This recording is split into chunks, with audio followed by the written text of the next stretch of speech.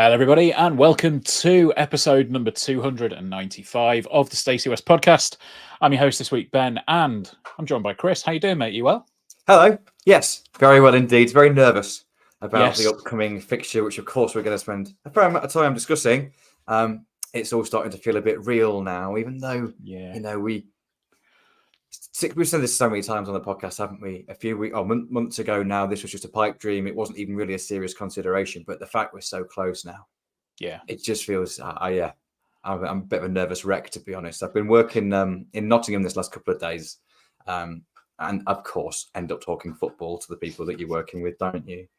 And it's weird because obviously these are people that are outside of it. Normally, if you're talking about it in Lincoln or at normal work, there's two or three of you at least that are invested. Yeah. So it was interesting, kind of just chatting about the story. Obviously, most people aren't paying attention, weren't massively aware of our run, for example, or everyone's thinking, "Oh, I thought you was like mid-table, you had nothing to play for." Like, nah, nope. Really, really, really important things are happening. Very, very scary, nervous things are happening on Saturday. But yeah, it's something to look forward to. But yes, other than nervous, I am very well, thank you. Good. How are you, good sir? I'm good. Yeah, it's you know, it's a as you say, just nervy ahead of the game. But I did want to share a quick story about kind of tangentially related to the adverts that we have at the minute. Obviously, if you are aware, we're doing ads for McDelivery. So, you know, occasionally when you're at home, I mean, I'm working from home. I think I don't fancy like a sandwich for lunch. Or I don't fancy, you know, just like a bit of butter and some ham. I'm like, oh, I fancy something different. So yesterday I thought, oh, great stuff. Payday. I'll treat myself, you know, let's have just a nice little lunchtime treat. So I thought, go on, Just Eat. And I ordered myself and Rachel a Subway. I thought, great, you know, we'll have a Subway delivery. I went with a salad. I'm not a monster. So we got, you know, ordered it, tracking it on the app so you can see where the driver is and everything. I was thinking, oh, this is great. You know, he's coming up Cannock Hill, so he'll be with us in a couple of minutes. And then it suddenly went from the driver is on Cannock Hill to your food has been delivered. I'm like looking out my window, I'm going, no. It's like one of those old school kind of paper delivery boys, just throws the paper onto just half in the general vicinity of the window. Yeah. But yeah, just sat there and we're like, your food has been delivered. Like, no, it really, what? And then I kind of just kept like, you know, looking out the window because occasionally we've had it before where it says it's been delivered, but then the guy comes up like within the next 30 seconds or so. So it's like, okay, right, he's probably on his way. No, it just didn't show up. Just didn't appear at all. So somebody got a free Subway yesterday. Oh, good. Did you get another one eventually, or did you just kind of cut your losses at that point? Yeah, well, we started the process of you know, trying to get the money back on it, but I was half expecting him to go like, "Can you send a photo of the item?" It's like, "Yeah, all right," and then it'd just be that Will Smith thing of him just going like, with nothing there. I was like, it was absolutely I was a bit grumpy, but Rach was very grumpy. Bless her. She wanted her lunch. Of course. Speaking of food, by the way, that's just, we'll talk about football soon. By the way, everybody. So I've been working in Nottingham this last couple of days. So we've been this kind of new contract that we've got in Nottingham. These new team of people. It's their kind of new training for a couple of weeks, and it's at the ice arena, and the kind of the suite at the top is where we've hired it. And bearing in mind that I'm delivering healthy lifestyle and kind of healthy eating advice. That's what I do.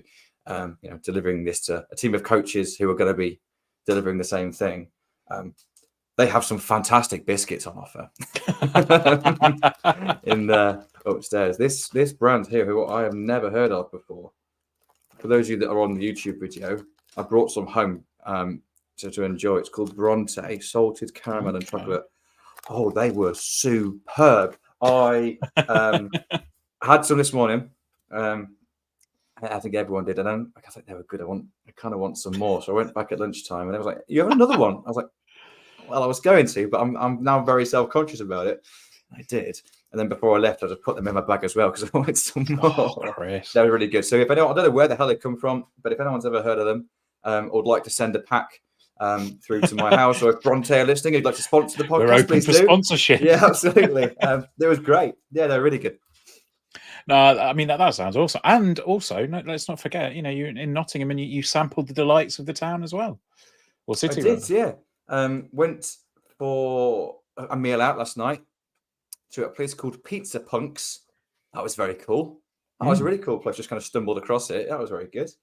And yeah, went and watched the football in a place called Box. It was, I haven't spent that much time in Nottingham. I was very impressed. Not as impressed as Lincoln, of course. Yeah, but it was good. It was good. No, well, I'll tell you one thing that is very good, and that is the fact that Lincoln City, we're making some waves, Chris. I don't know where or how in general it's getting out there, but people are taking notice of us to the point where there has been another substantial investment, and the word substantial definitely applies in this instance. Lincoln City have had a huge investment from Ron and Andrew Fowler, who would not necessarily be a household name to anybody here in the UK. But he's a big name in MLB, the Major League Baseball over in the States. Obviously, he knows Harvey. He's been involved with the San Diego Padres. And yeah, a glimpse at the accounts and reading between the lines on some of the stuff that's been said publicly as well.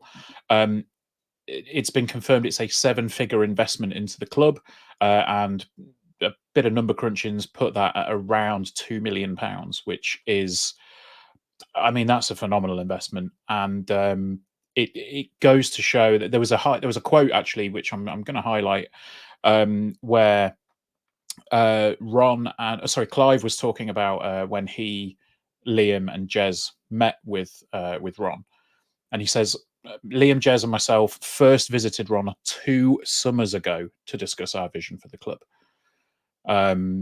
So, I mean, we'll come back to that, but first off, just your take on what is another milestone, I guess, in the club at the minute. Yeah, we seem to be hitting a few of those, don't we, in the last few years? But it's just great news. Yeah, it's great news. Saw a really interesting comment on the YouTube video because Harvey's done a great interview talking about Ron on the club's YouTube channel. It was great, and I don't know who it is who put the comment on it, but I agreed 100%. And they said, it wasn't long ago where you kind of see the headline American investment and it kind of sends shivers down your spine, and there's a few question marks. And I think it's really important to remember that America's a very big place. There's lots of different people in America, and some of them maybe aren't great, but some of them are really good guys. And we know with Harvey how aligned his vision and his commitment to the club is with the rest of the board. And you only had to hear him speak about Ron in glowing terms. He said kind of saw him as a bit of a father figure. Is kind of what he said. So none of us at Lincoln City, as Lincoln City supporters, have any sort of reason to doubt the judgment of the club's hierarchy at the moment. That the progress we're making both on and off the pitch is nothing but kind of just amazing, really. It's sometimes you've got to pinch yourself, haven't you, kind of in terms of where we are now compared to where we were 5 or 6 years ago. I know you've got to live in the moment, but it's not always nice to reflect on that journey sometimes. And the fact that we're attractive enough as a club, as a proposition, and the narrative around the club, I think, is as attractive as maybe the structure. It's just great news. And for it to be that substantial fee, we know the club loses X amount of money each year around that 3 million mark. This puts a huge kind of number towards covering that. Yeah, it's just absolutely fantastic news for the football club. And one thing really jumped out to me in his statement, because obviously we haven't had an interview with Ron or anything like that. He's put 2 sentences out. I'll read these 2 sentences because it's part of this that really sticks out to me. So he says, I have a lot of respect for Harvey, and it was clear when I met Clive and Liam that these are people I could work with. So again, that kind of alignment is there. I've experienced success in the sporting world before, both in baseball and football, and I look forward to contributing to Lincoln City's continued growth quietly in the background. And it's those last 4 words that I thought really stood out to me. Quietly in the background. He's more than happy to be there to provide the expertise, obviously to provide the financial input, but he's not there for the limelight. And I think that just says a lot about the guy's character. And that just kind of set me at ease straight away. And it's interesting, Harvey could speak about Ron for 20 minutes, but Ron doesn't want to be in the limelight himself. And I kind of respect that. Yeah, definitely. I mean, it's almost a continuation of what happened when, Harvey put his money in.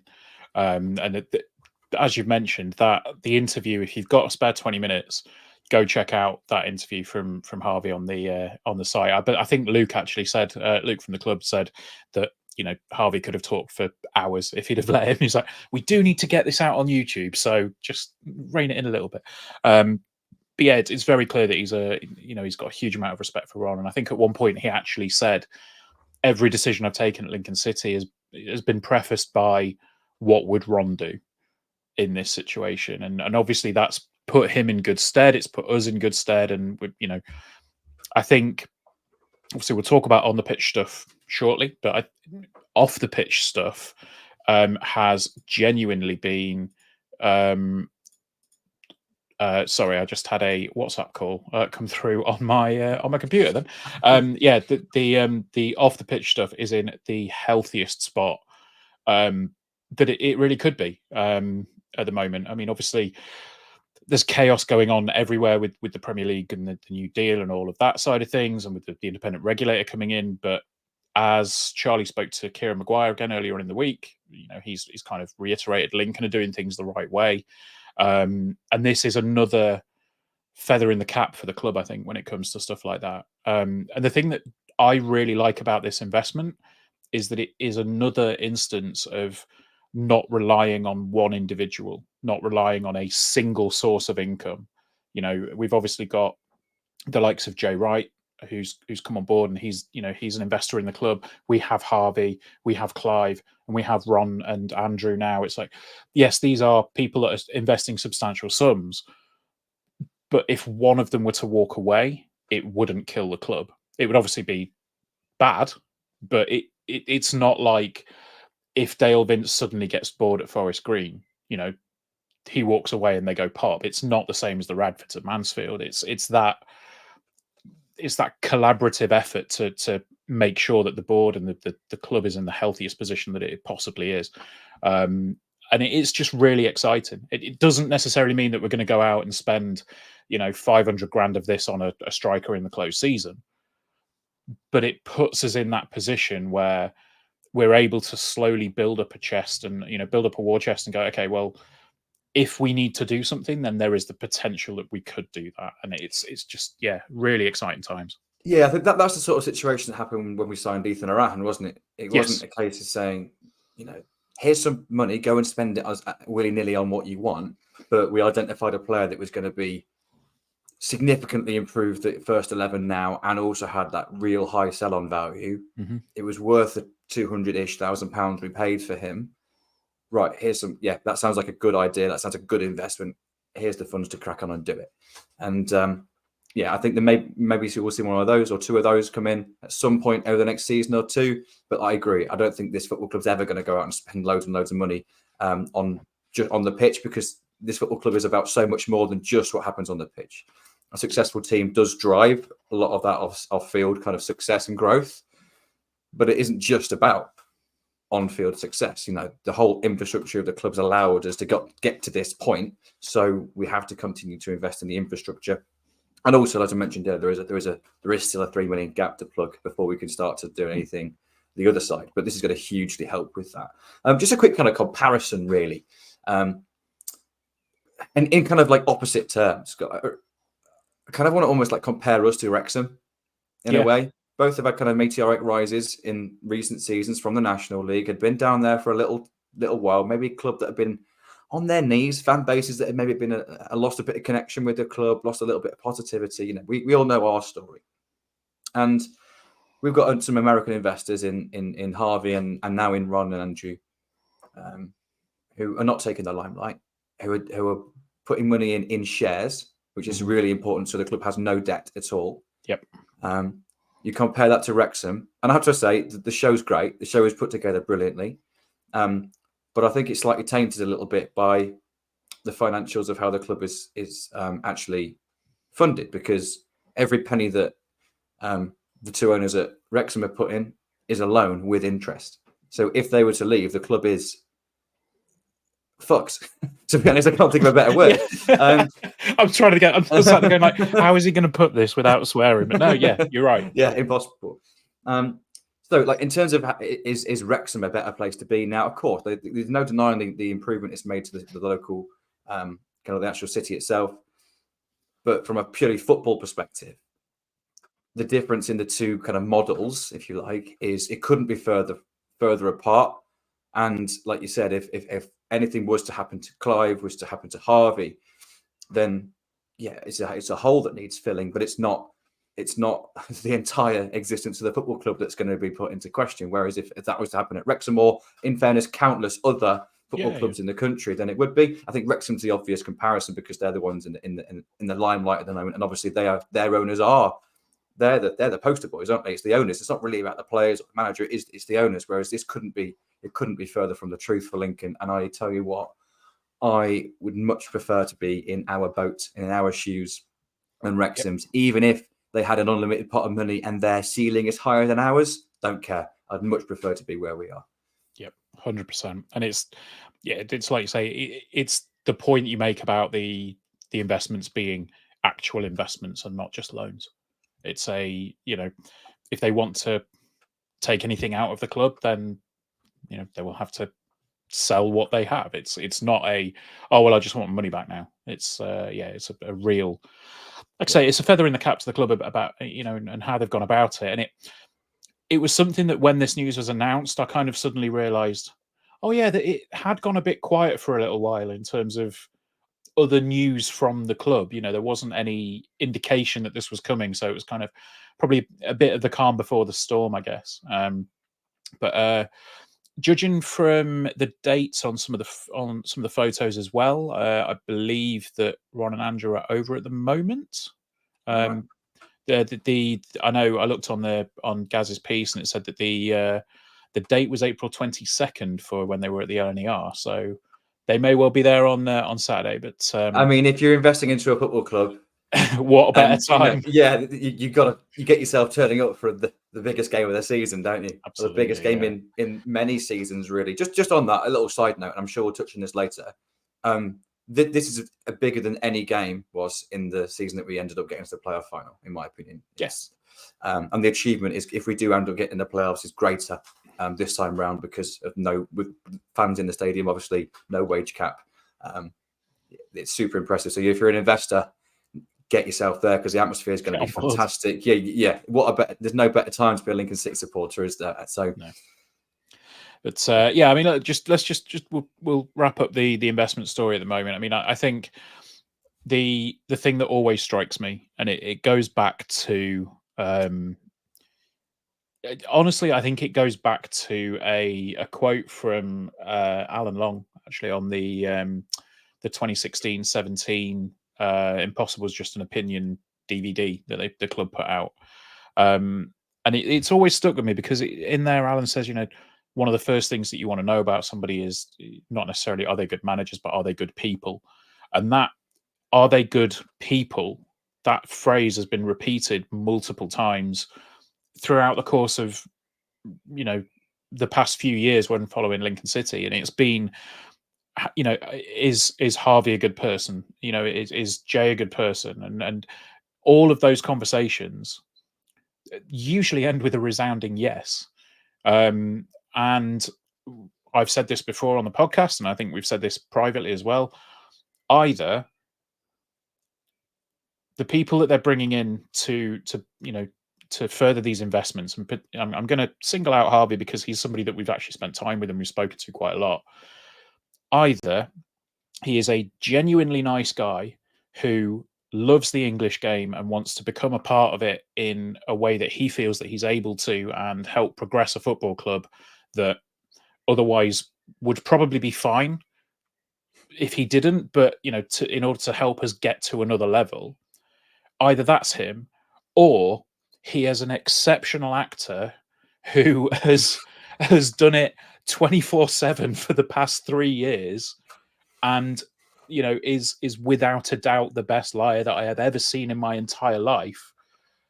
And I think I know which one I'm going to go with on that one, because it's hard to keep anything like that up for that amount of time. And anybody that meets him, anybody that speaks to him is captivated, captivated by him, and just can sit there and talk to Harvey for ages. And by the sounds of it, Ron is kind of the same, but like you say, he wants to take that seat in the background and just kind of go, I like this thing. I'm going to help this thing. I don't necessarily want the credit for it, or I don't want the spotlight, but yeah, sure, here's some funds and some experience to be able to do it. And it goes, I'm reading into his history a little bit more. It sounds like that's him all over. Like he's got a bit of a reputation in San Diego as being a bit of a philanthropist from an educational point of view, like kind of putting kids through college. And I think I was reading that that Gaz was saying that the baseball park at San Diego Toreros which is the college baseball field. It's called Fowler Park because he essentially funded it. So he's very well respected in that field, and hopefully he can start to craft his legacy a little bit in the UK as well. Yeah, absolutely. And I think there's so much credit to Harvey goes for this, because I'll be honest, like I don't follow American sports at all. I take a very passing interest in MLS, but in terms of just like traditionally American sports, I have no interest and no knowledge at all. So when Harvey first came on board, I'll be honest, my initial thought was met with a little bit of skepticism, because American owners were getting a bit of a bad press, and rightly so at the time. And Harvey couldn't be further away from those kind of the negative traits that are associated with a lot of those his compatriots. This time round, mainly because of how convincing and how just welcoming, I suppose, just all kind of positive adjectives that you can possibly throw Harvey's direction. Because of him, this, from my perspective, was met with no skepticism whatsoever. Like, it didn't even cross my mind, hang on, what's going on here? It was just like, oh, this is great. Let's look into this in more depth. But my initial thought was, well, this has to be good, because I trust the club. Harvey, Clive, etc. They've earned that trust, and yeah, just really exciting. Now, again, I don't think we'll see anything kind of overnight here. We're not going to see, as like you say, spending six-figure sums here, there, and everywhere. But what we may well see is continued and further investment in infrastructure, continued and further investment in the playing squad gradually. And if we can keep building at the rate we're building at the moment, keep chipping away, then we're going to be a good club, not just for now, but for years and years and years to come. And that's what it's all about ultimately. Yeah, and let's not forget, this is the third round of investment from America. We've obviously had Harvey. We then had the sort of trio last February, who put in as well. It was Pablo Webster, Evan Mitz, and Brian Anderson. Again, making significant investments into the club. I can't remember seeing the exact figures sort of through that one, but it's kind of the tendrils reaching out to multiple different people, and we're not having to rely on one. But I think the important thing, which some people will probably be a little bit wary of, is where does this put us in terms of a US takeover? Is the club going to be taken over by an American franchise, or how is it going to be? And I think the thing that the club have been very keen to stress, and obviously Harvey himself has been keen to stress this: it's not a takeover. It's not a power play. It's not a power grab for anything like that. It is, they want to be involved in English football in a way that they feel is beneficial to them, obviously as investors, but also beneficial to the club, and they want to be involved in it, and they want to be involved in the community. Like I say, I was equally as skeptical as you when Harvey came on board, but having spoken to him and having met the man, and all of the conversations that have been had, I firmly believe that his heart and his head is in the right place when it comes to Lincoln City. And if people that he knows and that he trusts are coming on board to do that as well, then I don't see any reason to doubt that at this point. Absolutely right. Yeah, absolutely right. Just to clarify, 12.6% stake is what Ron and Andrew Fowler have invested in the Imps. So it's nothing. It's not a majority stake or anything along those lines, but it's significant sum for a relatively insignificant stake, actually, in fairness of the football club. So yeah, all good stuff. All good stuff. Exciting times ahead, or continued exciting times ahead. Indeed. So yeah, we'll move away from good news to more good news for people. If you are a fan of CJW himself, Mr. Chris Ray, he is putting out his Imptunes yearbook. It is available for pre-orders now. I think at Imptunes on Twitter will fill you in on all of that and give you the links and everything. I believe it's eBay pre-orders again. I've got mine in because I love what Chris does, and yeah, it's always worth a giggle, or always worth getting, because you will get a giggle out of it at the end of it. So I think the gold and silver pre-orders have stopped now, so it is now just a case of buying the book itself. But it'll be worth it. It's great fun. But I mean, the good news, we are building up the good news at the minute, because we're going to get really nervous in the second half of the show this week. But there is some good news, which started as a little bit of a bubbling rumor earlier on in the week. And then it's been seemingly confirmed by Michael Skubala today in his press conference. And that is that there is going to be a player returning from injury. But it's not Ted Bishop and it's not Rico Hackett. Yeah, and we have been told that Ethan Hamilton and Conor McGrandles are, quote, out for the season. So who else is there left? Well, to my mind, it's Lewis Montsma or it's Tyler Walker. I don't think that the club would be, maybe in a position is the wrong word to use, but I don't think that the coaching squad, coaching team would put in Lewis Montsma into the squad on the final day just because he's potentially available.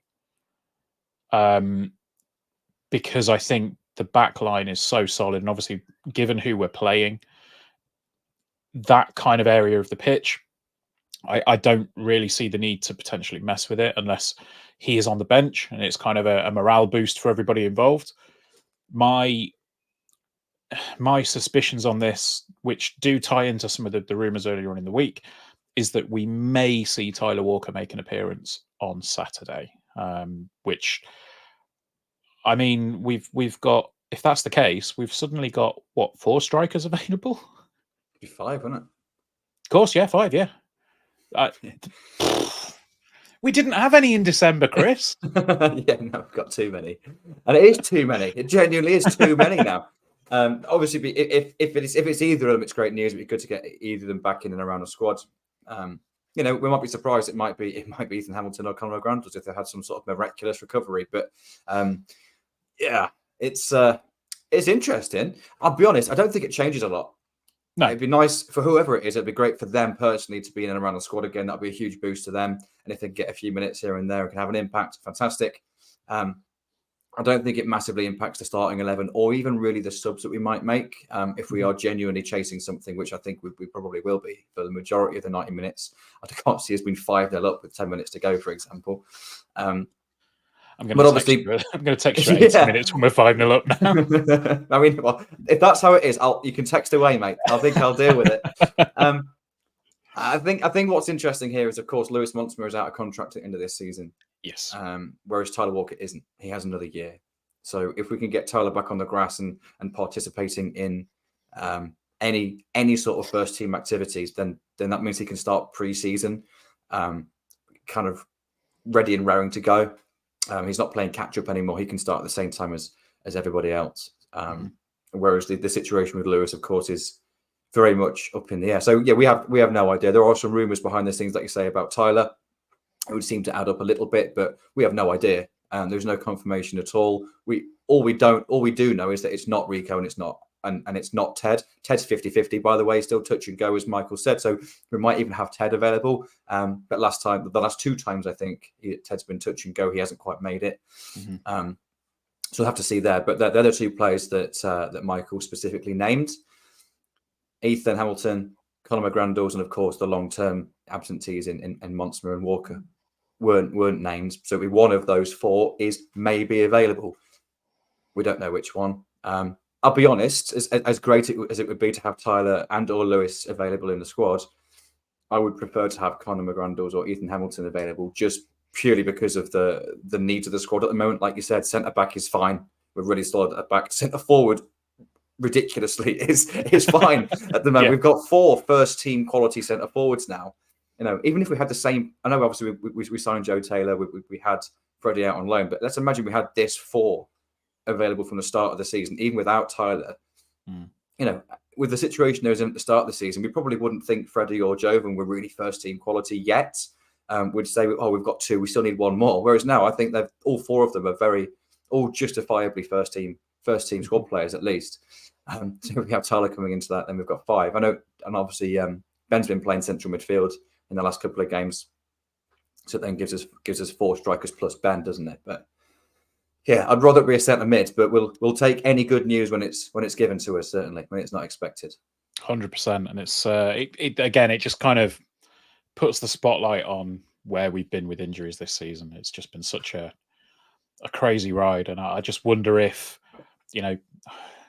ifs and buts and all that stuff. But if Tyler hadn't gone out for the season, how different would things look right now? It's absolutely maddening. You'll drive yourself mad if you think about it, but that's probably why we won't. Indeed. I think what's interesting about the injury situation, though, is because Gary met, I think it was Kieran Walker, the head physio, I think it was Kieran, a little while ago to kind of investigate into our injury situation. And I think the club paid for some research to be done and a kind of a study to be done to find out if there are any patterns forming, anything we can do differently. And what actually came out of the findings was we're no worse off than anyone else in regard to number of injuries. It's just sheer bad luck that they've all fallen in one area. Whenever we've had like a bit of an injury crisis, if you can call it that, it's been 2 or 3 players in the same position on the pitch, which has severely weakened that kind of playing department. And that's just bad. That is just bad luck. So we had an absence of strikers earlier in the season. Now we've got an absence of central midfielders, but we're still in the playoffs as it stands currently with 1 game to go, which is just an incredible achievement. Indeed. And hopefully we can take that final step, eh? Yeah, absolutely. And look, I mean, I think if you'd have said you're going to have 3 players injured, who would you want to be injured? You would naturally pick 1 at the back, 1 in the middle, and 1 up top. Like, you wouldn't just go, all of our strikers, yeah, let's kill them all. But oh dear, sod's law of how this season's gone so far, to be honest. But well, in terms of injuries, on the pitch has been pretty good for the second half at least. So okay, well, we're going to take a very quick break. So for those of you on YouTube, you'll probably get a little bit of behind the scenes as me and Chris probably pull faces at each other while there's a bit of silence. But for those of you listening, go and hear an advert for some food that will hopefully be delivered for you. And when we come back, we'll have. Should we have a little bit of a competition, Chris? Let's have a potential ticket giveaway for the sold-out game this coming Saturday versus Portsmouth. And that, ladies and gents, is a cliffhanger. See you in a sec. How exciting. Okay, ready? Oh, yes, of course. I forgot we're still kind of like all live still. Yeah. Yes, I am ready. Okay. And there we go. So you've heard some adverts, probably. You've seen Chris forget that we're still recording if you're watching on YouTube. And given that we are now putting the podcasts on YouTube, we thought that this might be a good opportunity. If you know somebody that wants a ticket for the game on Saturday, that hasn't got a ticket for the game on Saturday, and is currently unable to get a ticket for the game on Saturday, we've got 2 that we can give away. And we want them to go to a podcast listener or a YouTube viewer or somebody that likes the site. So a Stacey West fan, I think is probably fair to say. So if you want a chance to get 2 tickets, so it is a pair of tickets for the sold-out game against Portsmouth on Saturday. That's easy for me to say. All you need to do is go to the YouTube channel. If you're listening to this, go to the YouTube channel and find this episode of the podcast. So it's episode 295. If you're watching it on YouTube, then bravo, you're here already. In the comments below, type, "Ooh, friend," and we will pick somebody at random that has commented with "Ooh, friend." If you're feeling really fancy, give it a thumbs up emoji as well. And if you do that, we'll pick somebody at random on Friday night. Should we say 9 o'clock cutoff? I think is fair, or 8 o'clock. Yeah, let's say 8 o'clock cutoff, and that'll give us time to get in touch with that person. Yes. We'll make sure that there is a if you do put a comment, make sure that your username is either recognizable, I suppose. But yeah, we will pick somebody and we'll reply to the relevant comment once it's been done. Yeah, we'll have 2 tickets for you available on Saturday. Whether that is drop you an email or come find us in the fan zone and we'll pass them across. Whatever we decide to do, they're digital tickets, so we can do whatever. But yeah, thank you. That is from the Lincoln City Foundation, which we each received some for the contributions to the 10K, which I am now over. My knee's still absolutely ruined. My other one started hurting now. I don't know what's going on. I'm just going to retire from all exercise. I did that a long time ago. No, I had a sports massage on last night, on Wednesday night, to do it, and yeah, that was when they say there's a release when you're doing like remedial massage. I was there, you always think, oh, lol, release, sex, but it's kind of like you don't understand. I really didn't get like how when the pressure's applied in the right way, all of a sudden it just kind of goes funk, and you like everything just feels so much better. And I could actually walk out of the building last night, which was the first time for a couple of weeks, is it? Yeah, pretty much. It's sort of just been a slight amount of hobbling since 1.5k in and something goes pop. You don't think it's going to be great, but yeah, no, finally over that. So we will move on to just a quick one before we do. Sorry, just a big thank you to the foundation, because I was completely unaware that there was even tickets available for doing the 10K for the foundation. I didn't know that was a thing, so it was a very pleasant surprise that they popped in my kind of email inbox. So we thought it was only right to offer them to you guys. Absolutely. So there we go. Get involved. Oh, friend. Right. Well, obviously, we've kind of delayed it for long enough now, and it's time to talk about Portsmouth, Chris. Charlie has done a preview, by the way. We will push you over to YouTube now. If you're watching on YouTube, go check out the preview. If you're listening, then get on YouTube and check the preview out. We're not going to stick a clip in here because we're going to have too much to talk about otherwise. But just get on there and check out the preview because, he's with the guys from the PO4 podcast who have been on with before. They're great lads. So, yeah, get involved. But Portsmouth, Chris, it is enormous. It's monumental. It is all of the other words that are usually used to promote things like Marvel movies. It is. I wouldn't know. It is ridiculous. Quite how much pressure I'm feeling, and I'm going to be sat in the stands for Saturday. It's just 6 months ago, or 4 months ago, if you'd have said we'll be in this position, you'd have been laughed out of the building. But now we're here. The final day is upon us. We have to win to guarantee a spot in the playoffs. If we don't win, it entirely hinges on other results. Questions for you. Can we do it? Are Pompey on the beach? And what are we drinking on Saturday? I'll answer the third one first, because mine's a really boring answer. I'm not drinking alcohol. I have got a hospital appointment at 8:30 on Sunday morning that I've waited over a year for. So I've got to be on best behaviour on Saturday. But I don't think we'll need any other sort of substances inside of our bodies to support and encourage me to get up for this one. It's going to be a big old day. For me, it's like real nervous energy, but also like really looking forward to it, really excited about it. And we've obviously both said that we're quite scared. I imagine lots of people are quite nervous and apprehensive about kind of how big the game is. But from what Michael Skubala said in his interview, the players seem like they're just really looking forward to it and really embracing it. Successful teams playing big games, and we're a successful team at the moment. And we've played in some big games recently, and we've picked up good results and big results when we've needed to. Obviously, Oxford being a big one, coming from a goal behind against Cheltenham in just the last 2 games, and particularly that response to the disappointing result against Wigan. It wasn't a disappointing performance, I don't think, but a disappointing result. Where we all thought, from a fan's perspective, we thought we were dead and buried. And once again, this team don't know when they're beaten, don't know when they're out of it. So can we win? Yeah, absolutely. Of course we can.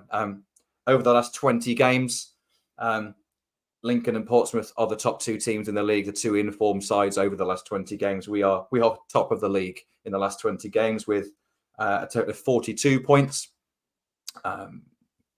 with 12 wins, 6 draws, just 2 defeats. Also, I think what's really interesting is we've only conceded 11 goals in those 20 games, and we've got a plus 25 goal difference in those games. And Portsmouth second with 41 points, 12 wins as well, but just one more defeat than us and 1 fewer draw. Their goal difference is plus 14. We've actually scored 1 more goal than Portsmouth have in that 20 game run, but they have conceded 10 more than we have, and they are one of the best teams in the division. So we're going to touch on kind of what defines a good team. Why are they good? What are they good at? What threats do they have? Do they have any weaknesses? In a moment. But your first question to me was, are they on the beach? And I think the answer on everyone's kind of mind is, well, we hope so. We really hope they're on the beach now, and they haven't got maybe that same drive and grit as they have shown in abundance this season. Well, they appeared to still be in the bar against Wigan. Yeah, maybe so. By all accounts, they've been celebrating all week, and they just kind of showed up. It's fully a joke, but yeah, apparently some probably showed up half cut by the sounds of it. Yeah, you know what? Against Wigan, despite losing 2-1, they still created 2.4 xG to Wigan's 1.5. Had more shots on target, more possession, more successful passes. So even if it was admittedly by Portsmouth standards, not a desirable result and not a performance of the standard that they've shown this season, they still outperformed Wigan despite the result. So yeah, of course, we really hope that Portsmouth maybe haven't got their full focus on this game. You can't measure that really. It's so difficult to kind of predict it. But if we are reading anything into John Mousinho's comments after that Wigan game, he was asked briefly about going into this one. I couldn't find a Portsmouth press conference about this game. I think simply the absence of a press conference about an upcoming game for me maybe feels that certainly the wider part of Portsmouth Football Club probably aren't hugely focused on this match. Hopefully from our perspective that trickles down into the football department, the playing department as well. But John did say that they looked a little bit leggy against Wigan, long, hard season. They've actually made the third fewest number of substitutions out of any team this season as well in the league, which I thought was really interesting. So they've relied on a kind of not a settled 11, because no one has a settled 11 anymore, but a smaller kind of consistent group of players. Haven't made too many changes during the game compared to other sides. So that legginess is probably understandable. We hope that continues. But he also said that they have kind of a commitment to the league, really, and the competition to take this game seriously. They want to finish the season on a high, and they want to make sure that they're doing things properly. But the fact you're kind of saying that, and the fact that there isn't a press conference about this game, makes me just really not believe, but hope just a little bit more that maybe they've got one eye on the beach, one eye on what happens after the game, and it's just a little bit of a almost like a hoop to jump through before they get to go on their holidays. You know what I think a real big factor will be is that I think this is really smart by us, and I know it drew quite a lot of criticism from Portsmouth supporters at the time, but normally if we know there's going to be a big following, we allow the away end to be full. And what we've done this time is we have restricted the away capacity to the minimum allowed. So there's going to be around 1,000 Pompey fans, which means there's going to be an extra around 1,000 Lincoln City supporters in the stadium compared to Portsmouth. We know that they've got great support, certainly away. They create a lot of noise. It would be maybe a party atmosphere for them, a real celebration at the end of the season. If everyone's going to be in dress up, it's the final day of the season. Let's go and have a nice day out. Whereas now we've kind of said from the get-go, no, this is a day where we're focusing. Thank you very much. Yes, you can come. You can have a minimal amount. And they had their party on Tuesday. So I'm just wondering whether that, traditional, genuinely excellent Portsmouth support, limited in terms of numbers, and maybe with one eye maybe on what happens after the game rather than what's happening on the pitch. It's all ifs, buts, maybes, isn't it? But yeah, I just really hope that's the case. We're going to go through some more specifics in terms of how they play in a moment, but let's just kind of pass that over to you, really, in terms of what your thoughts are on that. Yeah, I was going to say I want to touch on the ticketing situation, because I think there's been quite a few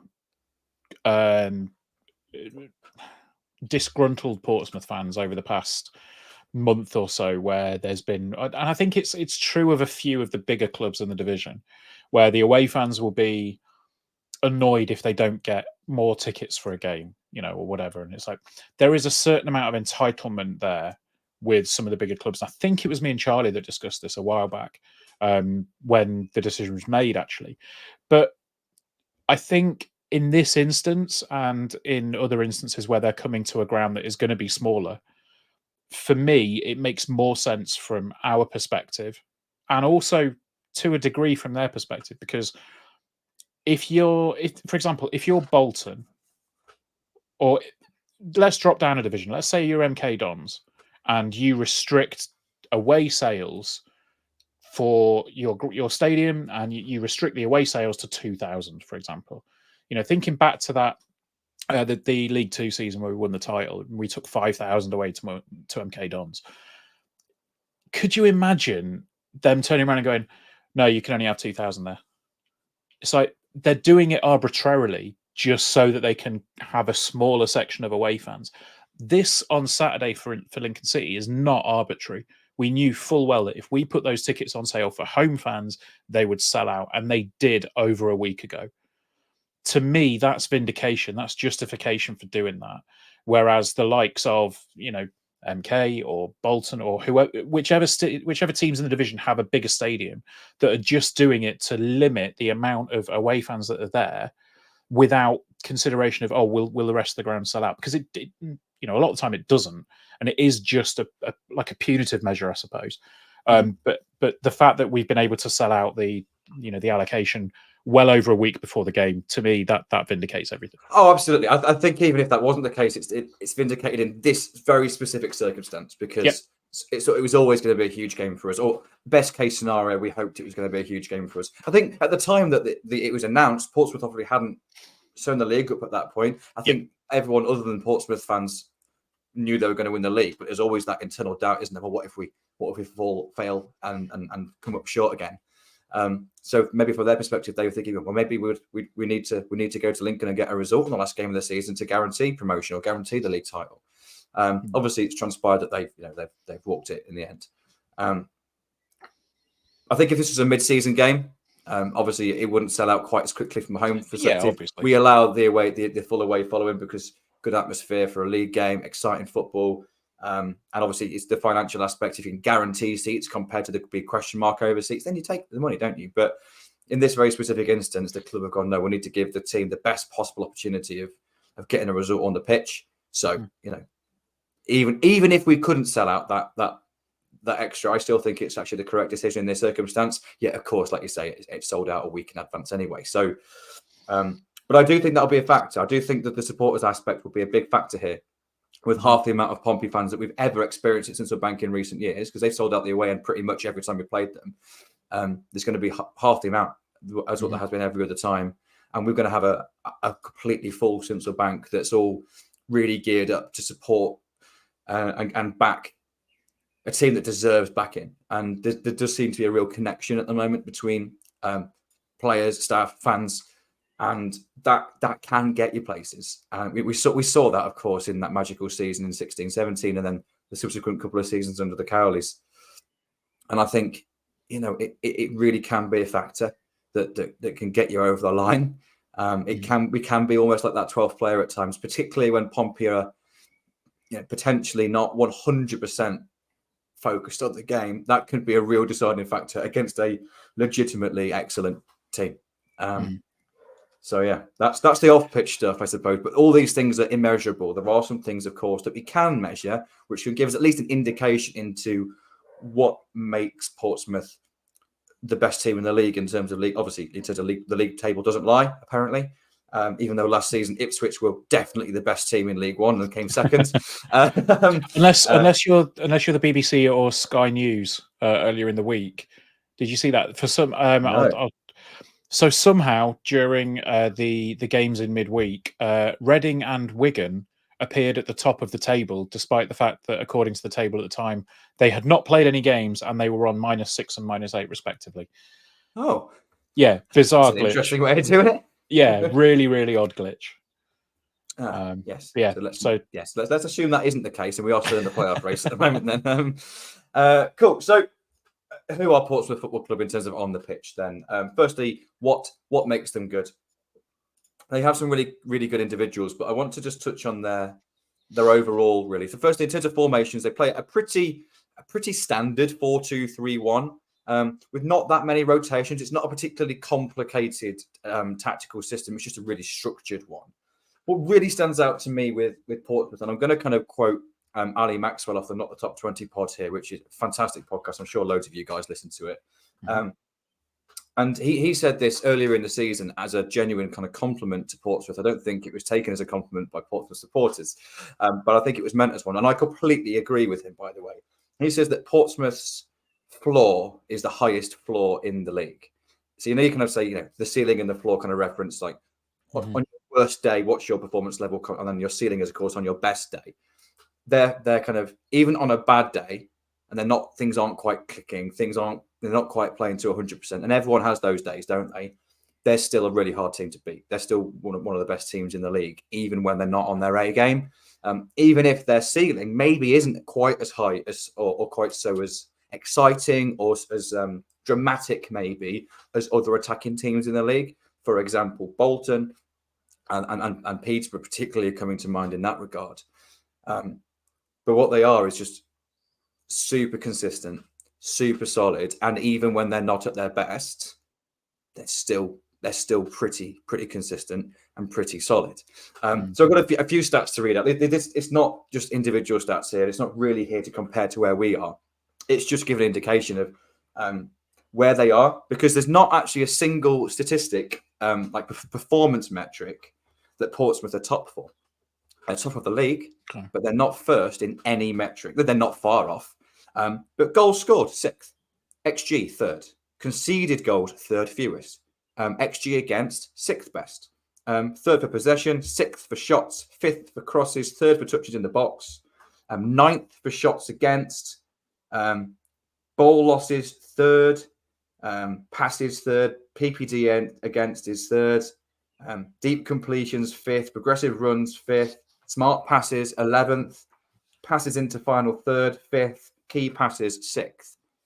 So what you'll find when you compare most other teams in the league is they will be brilliant at 1 or 2 or 3 of those things, but they'll have some weaknesses here and there. Now that they won't be anywhere near the top, but the pros kind of outweigh the cons. What Portsmouth are good at is they're not necessarily exceptional or league leading in any metric, but they are top 5, top 6 for pretty much everything, both attacking and defending, which just makes them an incredibly balanced and well-rounded team. But there was one statistic that really jumped out to me, which I'm trying to treat this as if we're playing the best version of Portsmouth. By the way, we all hope that we're not, but I'm treating it as if we are. And there was one statistic that really jumped out on me, which was defensive duel success. So this is any players any players that are trying to win the ball back, basically header, tackle, interception, etc. They're 23rd for that. Okay. What that would mean is, and that's for success. That's not in terms of total, because you think, well, they're a better team, so they have to do fewer duels. This was their success rate. It's 23rd in the league. Their defenders have a lot of the ball. They have a really good structure ahead of the ball to limit shots, limit chances, keep teams at bay. But actually, when the ball is in those dangerous areas, the statistics at least suggest that their success rate in those just kind of 1v1s is actually not the best. Ours is fourth best, by the way, for defensive duel success. So that's a real big swing there. Like, that's only one metric, and I always say on here, as you guys will know, one metric on its own doesn't tell a story. It's only when it's backed up by a few, and there's not many others that back it up, I'll be honest.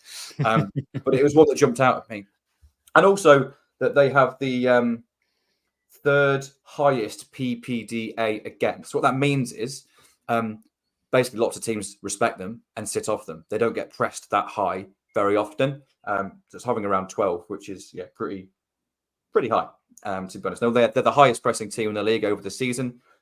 So their PPDA in terms of their pressing, their out of possession stuff is really aggressive. It's number one in the league.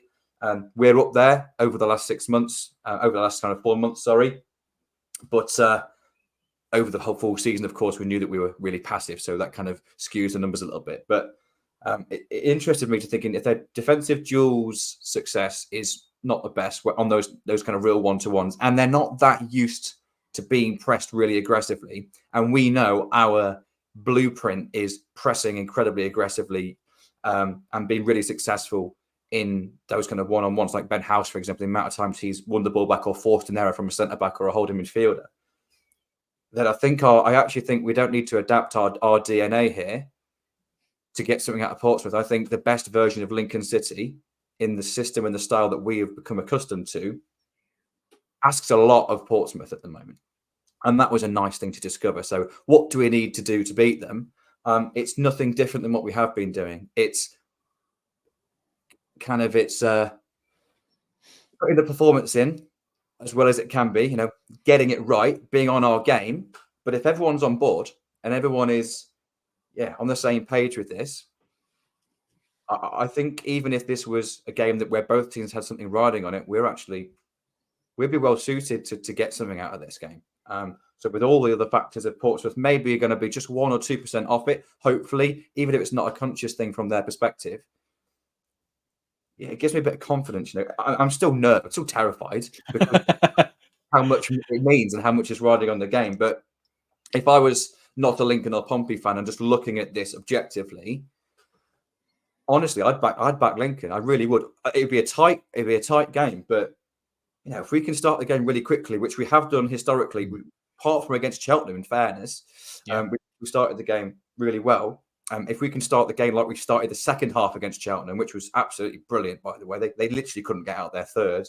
And if Pompey aren't 100% up for that battle, no one's going to want to get injured and miss a season in the Championship or miss a season going into the Championship, even if it's not conscious. It might just be lingering in the back of their minds. So if they know they're in for a tough afternoon in the first 10, 15 minutes, I honestly think we can get on the right side of the result. I really, really do. I'm really cautious about being confident. I'm positive that we can. Of course, players are humans. They're going to be potentially nervous. There might be a few rash decisions here and there. There are so many variables in a game of football that you can't predict or prepare for. But in terms of do we need to adapt our style to beat Portsmouth? No. Excuse me. No, we actually don't. We just need to be the best version of ourselves. And then we would, I think, give the best version of Portsmouth a really good game. So if this is a not the best version of Portsmouth, even though their kind of floor is a really high floor, their work performance is still good. I think we've got the tools in our squad to be able to unpick them and be able to get the result that we need. And it's going to be a nervy afternoon, but it's going to be a really exciting afternoon. It's just not, isn't it great to have a game? Well, we've had so many recently, but just to have a game, last game of the season, for it to have something really riding on it. Because the last few last games of the season were fun, nice and relaxed, kind of chilled out atmosphere. But this is what football is all about, isn't it? It is, but at the same time, I love it, but I don't like it. That's exactly right. That is exactly right. There's a Ramesh Ranganathan joke about one of his kids. He goes "Man, my kids, I love them, but I don't like them," and that's exactly what Saturday is. It's I'm going to love the day until 3 o'clock. And then 5 o'clock's going to hit, and I'm either going to be, ecstatic or inconsolable or doubtless somewhere in between, because that they are the two extreme ends of the spectrum. But it's I love football and I love Lincoln City, but days like Saturday are not games they're not days that do me any favors. Indeed. So yeah, it's heartening to hear you say all that about not necessarily needing to change the style. The thing for me is, obviously we've been in the same division as Portsmouth now for a few seasons. We've won once. Yeah, true. We've drawn twice, and they've won 6 times. So there is a little bit of potentially coming down to earth with a bit of a bump, but at the same time, those previous games have had nowhere near the amount riding on it as it does on Saturday. And I think you were right to mention the Cheltenham game, and obviously we didn't start particularly great there. I thought the nerves started to show a little bit for that first 10 minutes, but at the same time, Cheltenham were fighting for their lives. They threw the kitchen sink at us. We went and did the same thing for them. It's just going to be an interesting game on Saturday. I think we're going to see some chaos unfold on Saturday. Yeah, but let's so. And even if that's not at Sincil Bank, yes, it's kind of as I'm sure everyone here is very aware of. Yeah, 4 teams vying for 2 playoff spots. So I think have you got anything else to add on Portsmouth before we just really quickly just have a quick chat about the permutations really of the other clubs that we're going to be vying with for one of those last 2 spots? Yeah, no, I think you've covered all of the on pitch stuff. I think we've spoken about a lot of the off pitch stuff as well. Looking ahead to the weekend and beyond. But yeah, let's talk about these spots, because obviously we have Barnsley 1 above us, 1 point above us. We have Oxford on the same amount of points as us with a five goal difference worse. That's terrible English. 5 fewer goals in their goal difference. And then Blackpool 1 point below us and Oxford with a massive 9 fewer in their goal difference. Yes. The first one to touch on is Barnsley, because a few weeks ago, I'm sure most people thought Barnsley were at very least guaranteed a playoff spot. We were playing for that final spot, and suddenly, with the frankly terrible form that Barnsley have been showing recently, they're in free fall at the moment. But there is a factor, of course, in that they pop incredibly with the manager this week after their most recent defeat. Unbelievable. It is unbelievable. Yeah. So just quickly on Barnsley. So over the last 20 games, where we know that we're the form team over the last 20 games, Barnsley are 12th. Mm-hmm. The last 10 games, Barnsley are 20th. And they're over the whole season, Barnsley's home form is 12th. So even though they're a pretty good team on paper in terms of the league position over the course of the season, their home form is pretty poor. It's a standalone game with the big factor that the gaffer has gone. So that's going to have just add to some additional chaos to it. Now they are at home to a Northampton side who have definitely been on the beach for weeks. To be honest, they've been had some inconsistent results, but it's a team that's obviously going to be playing with a bit of freedom on that last game. So it's so hard to predict that anything could happen out of these 4 fixtures. On paper, you'd expect all 4. The other 3 teams to win their fixtures, but I don't think it's quite as simple as that. And if we had to predict just one of those teams to drop points, for me, it's actually Barnsley that are the most likely.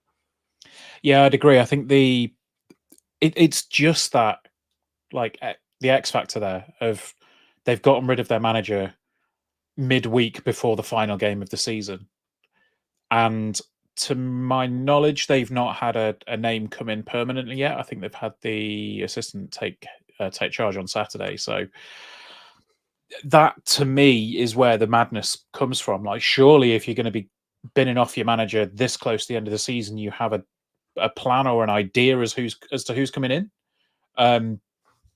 I don't know, insane, absolutely insanity. But yeah, Oxford then. Exeter City away. Mm. Exeter, the third, the team with the best form, third best form, sorry, in the last 10 games. So again, we're top of the league for the last 10-game run. But yeah, Exeter, interestingly, are third. It's almost like they're playing with a real bit of confidence now, leading into next season. They are, of course, at home, and over the course of the season, though, their home form is only the 18th best. With Oxford's away form being 7th best. So again, you can read so much into these games, can't you? Because it's coming down to one standalone fixture. So all form does often go out the window, but it's the only kind of evidence you have to try and make some sort of prediction. So I do feel Exeter are going to be a tough team to play against here. Oxford, we know, are pretty inconsistent. Let's be honest, it was great for us to beat them. The game should have been a draw. It should have been 0-0, really, in terms of the overall chances, I think, or 1-1 in terms of the chances that both teams made. But we obviously got the result that mattered, and the game that they drew against Stevenage, God only knows how they didn't win that game. 1-1 with no shots on target. Yeah. Unbelievable. Obviously, we're delighted that is what happened. Oh, yeah. But if we're looking at performance metrics, even though their results have dropped off over the last couple of games, after being on a great run themselves, the performance levels hadn't really dropped. They just got on the wrong side of results. But Exeter are a better footballing team, significantly better footballing team than Stevenage, despite Stevenage's league position. And we know they're hard to play against. But in terms of their just individual quality, Exeter are good. They're a really solid League One team playing with absolute freedom. And yeah, they've had that bit of freedom for a good few weeks now because they've been safe from relegation without the real potential of pushing for playoffs. But they've been in that situation similar to Northampton really for weeks now. Whereas Northampton's, who were actually not a million miles away from an outside chance of a playoff shout maybe 10 games ago, and they've kind of gone really inconsistent since dropping away. Exeter have really pushed on recently. So this will be a real tough game, particularly away from home on a long journey for Oxford. So it's a really, really interesting one. Again, on paper, you'd expect Oxford to win. But it's certainly, I don't think this is a simple game at all. So you say you think Barnsley are potentially going to be the ones to drop points from the challengers. I was more tempted to say that I think Blackpool are going to be the ones to drop points because I've been really impressed when I've seen Reading this season, particularly at home. We obviously know that Blackpool's away form is awful as well. So yeah, I Blackpool away at Reading at the weekend. I would be more tempted to suggest or to predict rather that Blackpool are going to be the ones to drop points. Obviously, I'd really like it if they all did. And I imagine there will be murmurs and swells of if, you'll hear 10,000 phones vibrate all at once on Saturday. And, everyone just picks it up and goes, oh, no. But, we'll be glued to our phones. I didn't realise how poor Blackpool's away form was over the course of the season. They're 14th in the league great. Away from home. Whereas Reading's home form is over the course of the whole season. And we all know that they are a significantly better football team now than they were in the first half of the season. 8th. Got their 8th best home record in the league. So, yeah, this is going to be a real tough game. And again, in terms of overall form in the last sort of 10 games, Reading are a top half, but Blackpool are 6th. So you can look at numbers all day and think and change your mind on what you expect. But we know from our experience that Reading are good. They were good at Central Bank, and they're better now than they were then. They were a really, really good team at the Medeski, or whatever it's called now, when they played us in our 1-1 draw. Again, it's going to be a tough game. So it's interesting, isn't it? Because on paper, and Michael Skubala said this, is like you expect all three of our rivals to win their games, but actually none of them are simple. No, none of them are simple. Obviously, ours on paper is going to be the most challenging, and rightly so. It's the best versus the best team in the league. All four of ours plus the playoff rivals oppositions are all teams that on paper have nothing to play for. So it's going to be so difficult to predict. You know what? I reckon it's going to be us in Oxford. that's I don't know what that actually is. My gut feeling is that Barnsley will drop out. They're on a real bad run, especially if they start the game poorly. Even though there's going to be probably a slightly better atmosphere in the ground now than there would have been under the manager before, because I think he was obviously the blame was pointed at him. So bad start, animosity in the crowd creates a challenging atmosphere. As we said earlier, that atmosphere in the crowd can have a huge influence on the pitch. We just kind of bigged up how influential it could be at Sincil Bank. So I think they'll have a little bit of leeway there compared to what it would have been under Collins. But if they do start the game poorly, concede a goal, you would certainly feel the confidence sap out of the crowd, I think, at Barnsley. And if that happens, you maybe question whether they'll be able to get out of it. It just depends which version of Northampton Town turned up, really. Yeah.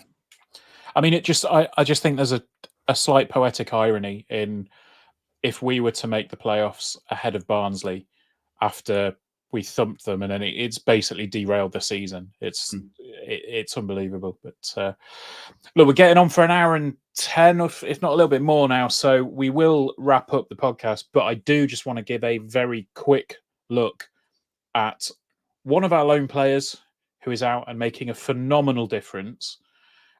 He won't be coming back. It's, of course, Hacks. Of course. Hakeem Adelican went to Doncaster on the 25th or 27th of January. On that date, Doncaster were 22nd in League Two.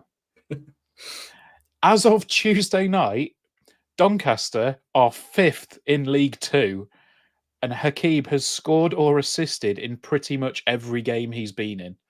Yeah. Him and the team have been incredible. Is it 10 wins in a row? Something like that. Yeah, it's recently absolutely phenomenal. And look, I mean, like I say, Hacks won't be coming back to the club. His contract's at an end. He will probably be paraded through the town of Doncaster on people's shoulders or on a great big, golden throne or whatever, if they can do it. But we've said it before. We're just delighted for him. The fact absolutely. that he's gone out, he's made it. He's made a success of himself where he's gone to. Just absolutely fantastic. And that story is something else. Like, we thought we've had a good run. We went from we went from 11th to 5th or 6th rather. Like, Doncaster have gone from 22nd to 5th. I mean, number one, that's a hell of a run. But number two, it also shows how crazy tight that division is. Yeah, it's really interesting, isn't it? Because absolute credit to Doncaster, because what you find as the leagues, as you go up higher in the leagues, is that teams become more consistent. There's just as much talent down in League Two as there is kind of probably at the lower end of the Championship in terms of just on-ball ability, but it's just consistency. And to put 10 games in a row is obviously incredibly consistent, really, really, really impressive. But it just what's been a really interesting story to follow in League Two has been basically whichever team has found themselves in like 6th and 7th, the last two spots in the playoffs. They tend to have been on a decent run to get themselves there. And as soon as they get there, they go on a bad run. And no one's ever seemed to kind of keep hold of that. Doncaster obviously are joining that race at what you class as absolutely the right time, just as we hope we are. And I hope they do it. I genuinely hope they do it, because it would be just a great story. Yeah, same. Absolutely. So, but yeah, that's enough about League Two. We won't be back there for a while. We won't be back there for a long time. But look, thank you for joining me and Chris, everybody. It's been a pleasure. Don't forget, friend. And you might, if you haven't got a ticket for Saturday, you might be able to get a hold of one. Subscribe to the YouTube channel, follow the blog on Twitter or whatever. Come say hello if you see us in the fan zone. Well, I'll have a drink. I'll have Chris's drink if you want, because he won't be drinking on Saturday. But until then, I don't know. We're not podcasting Sunday, are we? Because we are out on Sunday. Yes. It's the awards night. Of course, yes, the player awards night. So we've paid quite a lot of money for a table. We should be attending as a podcast team. Yes, indeed. It'll hopefully be a really good evening to go and attend. But because of that, recording a podcast might be challenging. I think we'll play it by ear. I know Monday. Okay, fair enough. Yeah, Monday. But there will be a podcast out reviewing Portsmouth, whatever happens. And of course, we'll be in touch with everyone and let you know what's going on after that. But Big old game first before any of that happens, isn't there? Massive, massive, Chris. So we'll see you Saturday. Up the Imps. Up the Imps.